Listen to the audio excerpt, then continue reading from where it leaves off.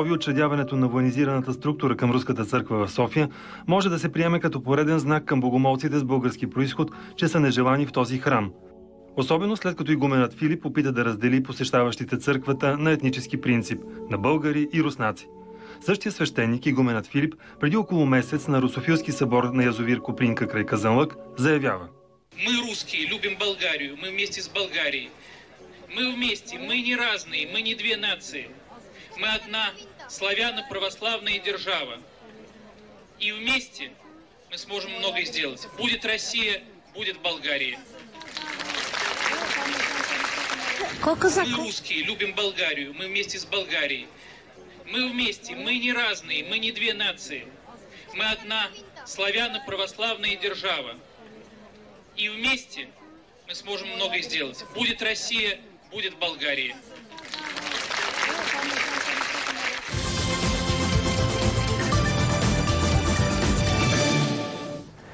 На 18 септември в криптата на Руската църква в столицата е била учредена казашка организация с център София. Това съобщава сайта на храма. Тя ще бъде част от Всевеликата Донска войска, едно от многобройните руски казашки общества, които действат в Русия, Украйна и на други места. Инициатор за създаването на казашката група е предстоятелят на Руската църква игумен Филип. На специална церемония желаящите да влязат в казашката организация мъже са дали клетва да служат на Отечеството, православната църква и честното казачество, свято да пазят добрите казашки традиции и обичаи. Според някои богослови, учредяването на военизираната структура към Руската църква в София може да се приеме като пореден знак към богомолците с български произход, че са нежелани в този храм. Особено след като игуменът Филип опита да раздели посещаващите църквата на етнически принцип – на българи и руснаци. Същия свещеник, игуменът Филип, преди около месец на Русофилски събор на язовир Копринка край Казанлък, заявява: Мы русские, любим Болгарию, мы вместе с Болгарией. Мы вместе, мы не разные, мы не две нации. Мы одна славяно-православная держава. И вместе мы сможем многое сделать. Будет Россия, будет Болгария. Сега, професор Калин Янакиев, който е един от енориаршите на Руската църква. Как да разбирам финала на това изречение? Ще има Русия, т.е. ще има Русия, ще има и България. По-скандалното е другото. Ние не сме две нации, ние сме една славяно-православна, не нация даже, а държава. Една държава. Това е посегателство към суверенитета на България и това е направено, знаете ли къде? Това е направено на събор на русофилите, на които присъстват Сергей Станишев, Светлана Шеренкова и негова милост, с което се нарушава, доколкото ми е известно, член 13, алинея 4 от Конституцията и член 7, алинея 2 от Закона за вероизповеданията, които изрично забраняват църквите, вероизповедните общности да се замесват в политиката на страната. Той говори там заедно с хора от Атака и от ВМРО. Това е скандално, това е нарушение на българското законодателство и след всичките скандални неща, които този човек направи, защото вие си спомняте, може би и нашите зрители си спомнят, че ние по скандален начин бяхме недопуснати в храма, в който се черкуваме години наред, бяхме гонени, бяхме респектирани от тези, които сега са произведени като казаци. Те са най-обикновени мутри, един от тях е произведен в Есаул.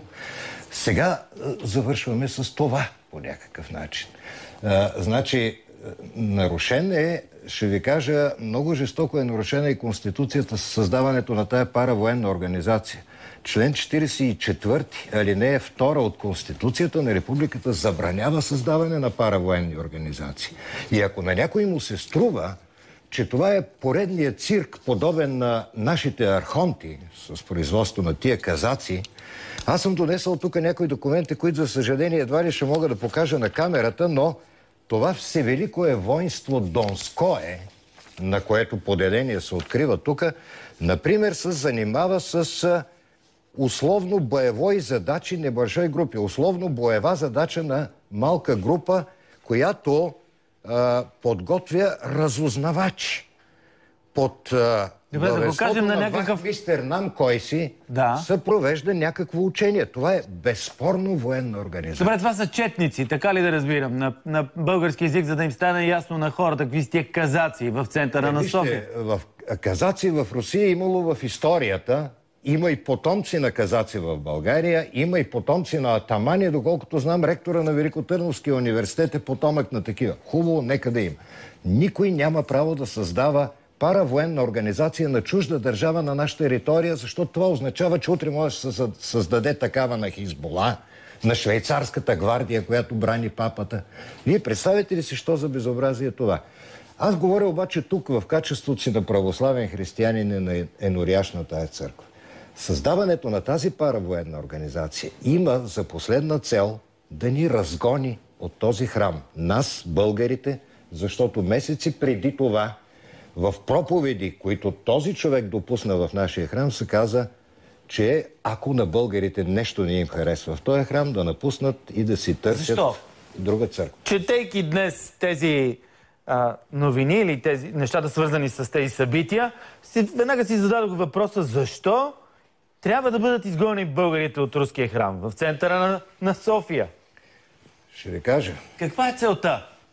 Този човек очевидно изповядва осъдена от православната църква ерес, която е наречена през 1872 година етнофилетизъм. Да го преведем. Привързаност, любов към определен етнос. Православието изключва привилегироването на един етнос за сметка на друг. Този човек очевидно върши някаква империална политика в страната ни.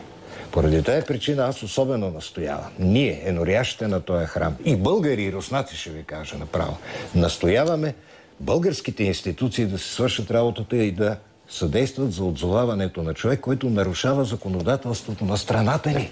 Това е другата тема, за която ще говорим след рекламата по Нова телевизия.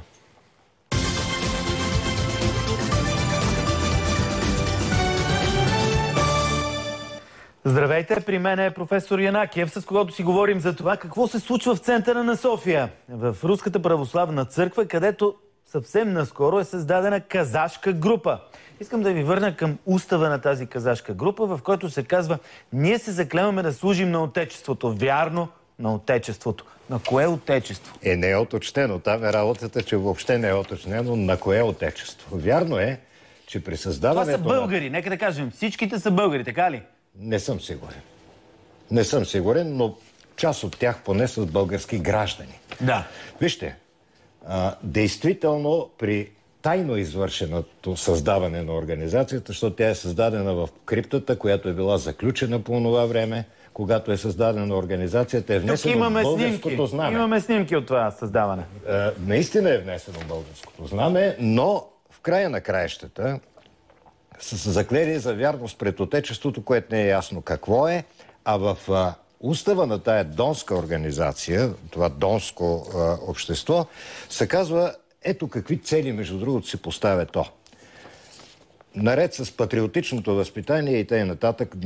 във вярност към Русия се казва донаборна подготовка на младежи. Безспорно военна цел. Шефство над подразделение на руската армия, носещи наименованието казачески. Икономическа и законотворческа дейност. Къде ще я правят? Тук в България. И накрай политическа и обществена дейност. Политическа и обществена дейност вътре в страната. Подразбирам, вътре в Русия. Ако това е така, каква политическа и икономическа дейност ще се води на територията на нашата страна? Вижте, присъстваме буквално на скандал. Аз ви казвам, представете ли си Хизбола, което е духовна организация, все пак мюсюлманска, да създаде поделение на наша територия? Какво трябва да направят нашите институции с такива хора? Безспорно да ги отзоват от страната, да ги изгонят. Този човек прави също. Да, ние сме православна страна, това е безспорно. Ние всички, и българи, и руси, и гърци, и сърби сме православни, всички ние сме едно в Исус Христос. Но този човек първо ни дели по етнос, второ създава военна организация на територията на страната ни. Той е нейн духовен наставник. Той е избран за нейн духовен наставник. Аз не видях тук на снимките, пък и някъде не ми обягна в текстовете. Кога точно е направено това учредяване в криптата? На 18 септември. На 18 септември. На 8 септември той произнася на митинг на русофилите, заедно с Сергей Станишев, Атака и ВМРО, БНД или какво беше там, фразата, че има една единна православна държава. 10 дена по-късно създава тая казашка организация. Добре. На 18 днес коя дата е? 2 октомври, да. 2 октомври. От 18 до 2 октомври вие съзирали ли сте някакви институции? Съобщили ли сте някъде за това, което се е извършило? Да, ние контактувахме с Българското външно министерство. Очакваме реакцията на българските институции. Това не е ли работа на други структури? Защо на външно министерство? Сигурно. Ние с тях не можем да контактуваме. Не можете ли да ги сигнализирате, да кажете, ето, вижте какво се случва в центъра на София. Създава се паравоенно формирование. Нямам достъп до тези организации. Аз все пак съм православен християнин. Аз съм човек, който отива там да се моли в този храм. Както съм го правил от години, както го правим всички ние. Освен това, трябва да ви кажа, че макар да съм храбър човек, действително започвам да се безпокоя. Аз и моите събратя. Есаула, там, началника на тая казашка организация, ако ви дадете снимката, ще ви го покажа, кой е един много едър младеж, който от месеци наред стои зад гърба ту на мен, ту на някой от другите сенорияши.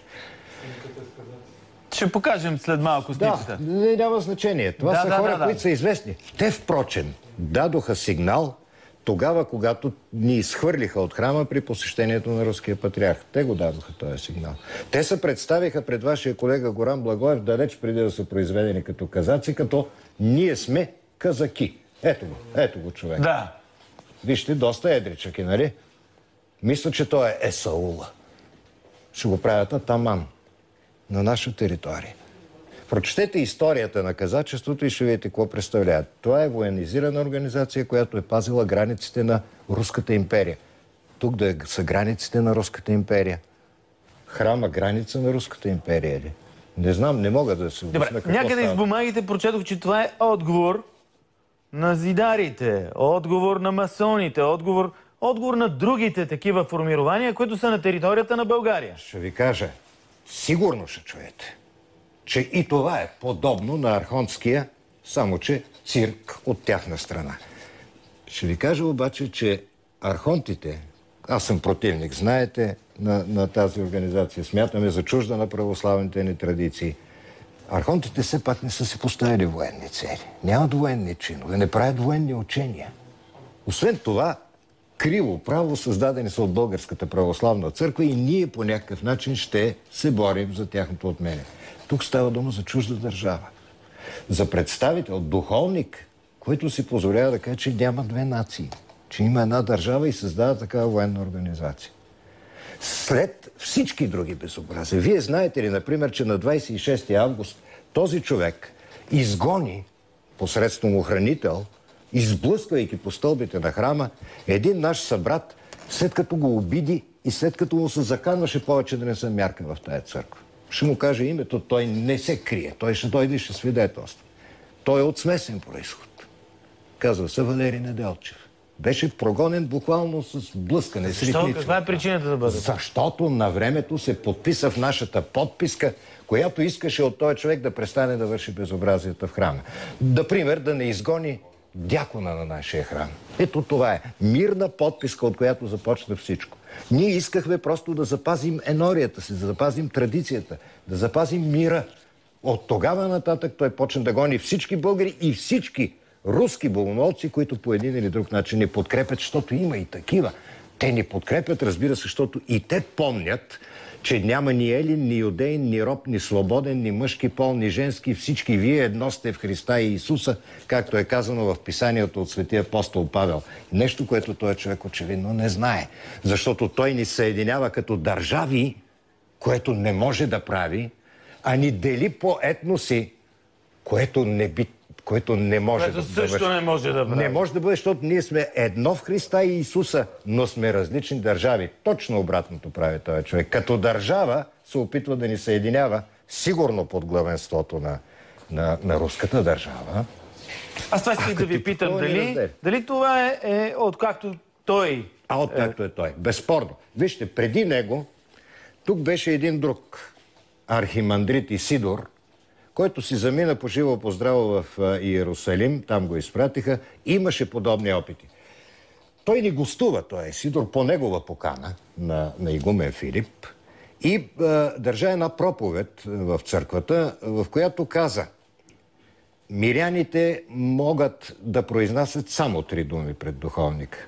Простете, благословете, молете се за нас. Никакви критики, никакви разговори, никакви обяснения. Подчинение, подчинение, подчинение.